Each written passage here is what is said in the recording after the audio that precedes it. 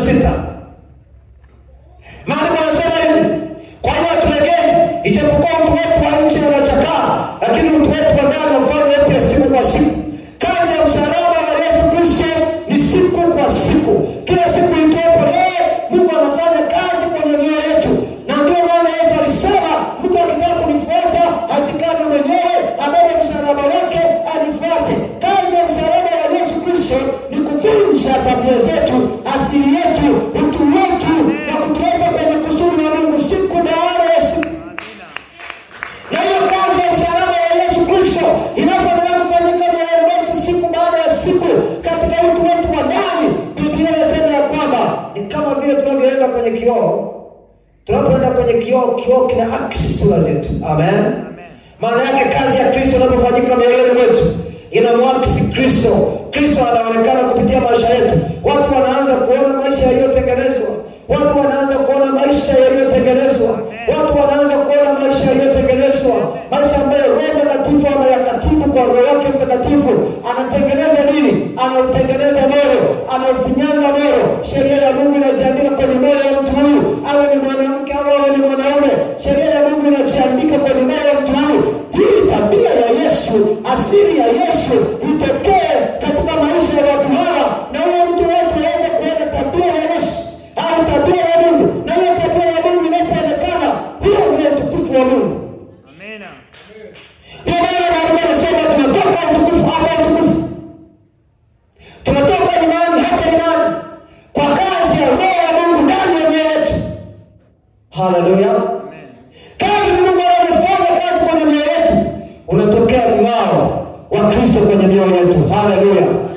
Yaani kadri Mungu anafanya kazi kwenye mioyo yetu, unatokea ushindi juu ya dhambi, unatokea ushindi juu ya mwili, unatokea ushindi juu ya dunia. Mng'ao wa Kristo unazidi kung'aa kwenye mioyo yetu. Wao wanafikiri kwa nini Wakristo wengi hawana uwezo wa kusamehe?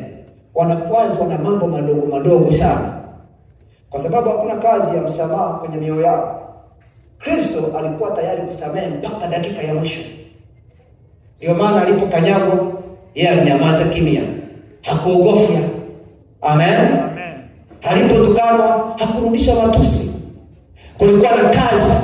Mng'ao wa Kristo au sura ya Mungu ilikuwa ikitokea katikati ya maisha yake kupitia maisha haya ya kawaida. Kadri utu wetu wa nje unachakaa, ndivyo ambavyo utu wetu wa ndani unafanywa imara. Hazungumzia habari ya sura hii. Amen. Amen. Anaposema utu wetu wa nje unachakaa, anazungumzia matendo ya mwili. Yule mtu wa zamani, kadri anavyoendelea kupotea, kadri yule mtu wa zamani, matendo ya mwili, mtu wa kale unavyoendelea kufa, ndivyo ambavyo Kristo anazidi kuumbika ndani ya mioyo yetu, na utu wetu wa roho unazidi kufanywa upya zaidi na zaidi na zaidi. Amen. Amina. Haleluya. Na utu wa Kristo unapofanya upya ndani ya mioyo yetu, Kristo anazidi kuumbika ndani ya maisha yetu. Moja tusome kwenye kitabu cha Galatia mstari wa 19. Au kwa kuondoa muda wote nisome, vitoto vyangu ambao kwamba nawaolea utungu tena mpaka Kristo aumbike ndani yenu.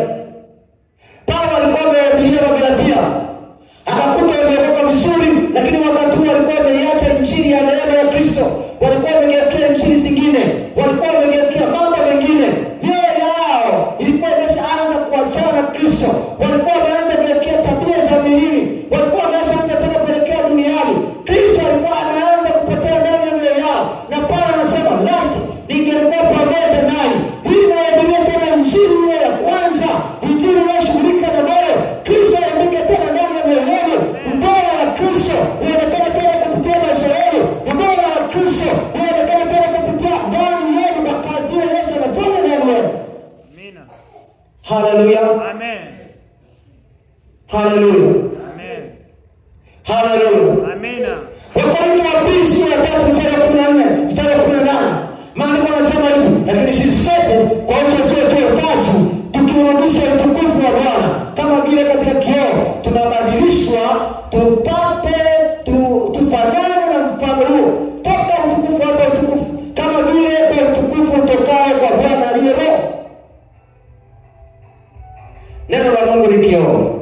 Amen. Amen. Injili ya ufunuo inapokuja kwenye mioyo ni kioo.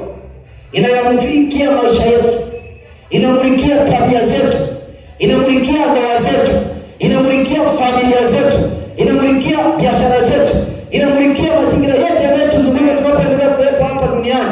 Ili katika hayo mazingira yote yanayotuzunguka, Kristo aweze kuonekana katika maeneo hayo, utukufu wa Mungu uweze kuonekana.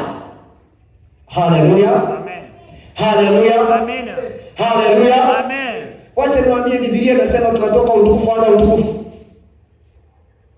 Utukufu wa Mungu ni wakati Mungu anafanya kazi ndani ya mioyo yetu. Amen. Amen. Mng'ao wa Kristo unaonekana. Wakristo wengi wao wajima ni kwaya na wanaishia tu tunatoka utukufu hata utukufu.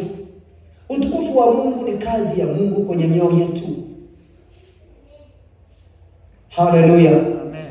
Haleluya. Amen. Sijui maandiko hayo unayasikiaje wewe? Anasema lakini sisi sote kwa uso usiotaji tukirudisha utukufu wa Bwana kama vile katika kioo tunabadilishwa tufanane mfano huo huo toka utukufu hata utukufu. Wakati Mungu anakuja utaona moyo wako. Wakati Mungu anasema na wewe utaona mapungufu yako. Na hakuna mtu wakati wote aliyekutana na Bwana akaona dhambi ya mtu mwingine. Kila aliyekutana na Bwana alisema wewe wangu mimi, maana nimemwona mfalme wa wafalme. Haleluya. Amen. Isaya alipomwona Yesu, alipomwona Bwana, alisema ole wangu mimi, maana midomo yangu haijatakaswa. Nataka nikwambie hivi, utukufu wa Mungu au utukufu wa Yesu ni kazi ya Mungu inayoleta utakaso, inayotufanya tubadilishwe hali yetu ya ndani, hali yetu ya nje, mazingira yetu ya kawaida. Nataka nikwambie wakati huo Kristo anapokuja utaiona hali ya moyo wako wewe vile ulivyo. Na ukiona hali ya moyo wako wapendwa, utataka wewe mwenyewe Mungu ausaidie moyo wako. Amen. Amen. Utataka wewe mwenyewe Mungu ausaidie moyo wako. Na hiki ndicho kilichokuwa kilio cha Paulo. Anasema bado sijafika, wala bado sijashika. Akimwangalia Yesu anaona mapungufu yake, akimwangalia Yesu anaona udhaifu wake. Ijapokuwa watu wengine wanamsifia, wanasema tunaona jamaa na neema, tunaona jamaa Mungu amemsaidia.